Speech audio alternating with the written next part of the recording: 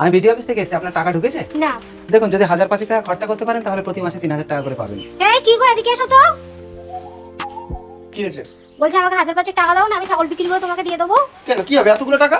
আমার তো অন্নপূর্ণা ভান্ডারে টাকা ঢুকছে না, এই অফিসারটা 5000 টাকা দিলে ঢুকিয়ে দেবে। আরে গ্রামে সবাই টাকা ঢুকলো, কোনো টাকা লাগলো না, তোমার বেলায় টাকা লাগবে? আচ্ছা ঠিক আছে তোমাদের কথা বলে চলে যাচ্ছি। হ্যাঁ দাঁড়ান, তুমি দেবে না তো? এই দাঁড়াও দাঁড়াও, কি করছো? দাঁড়াও, আমি টাকা নিয়ে আসি। এই রত্না, কি হলো দিদি? এ নাও। তোর তো অন্নপূর্ণা ভান্ডারে টাকা ঢুকেনি, এই অফিসারটা 5000 টাকা দেয়, ইনি টাকা ঢুকিয়ে দেবে। ও তাই, ঠিক আছে আনছি। এই যে আধার কার্ডটা নিয়ে আসবে। আচ্ছা ঠিক আছে। এই নিন।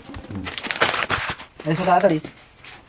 ভিডিওটি ভালো লাগলে লাইক করো, পরবর্তী ভিডিও পেতে সাবস্ক্রাইব করো।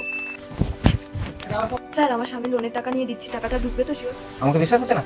রাখো রাখো, না না স্যার, প্লিজ প্লিজ রাগ করবেন না। এই সমস্ত এগুলো ভালো লাগে না একদম। ঠিক আছে, কিছুদিন পর। ও দিদি গো, কি হয়েছে রত্না? তোমার ভাইয়ের লোনের টাকা নিয়ে ওই লোকটাকে দিলাম, সে তো এখনো টাকা ঢুকলো না, তোমার ভাই আমাকে মারছে। এই তোমরা যাকে অন্নপূর্ণা ভান্ডারের জন্য 5000 টাকা দিলে না, ও কোনো অফিসারই না, গ্রামের বহু লোকের কাছ থেকে টাকা নিয়েছে, ওকে পুলিশ ধরে নিয়ে গেছে। ও মা গো। সরকারি কোনো সুবিধা পাইয়ে দেওয়ার জন্য যদি কেউ টাকা চায় দয়া করে আপনারা কেউ দেবেন না।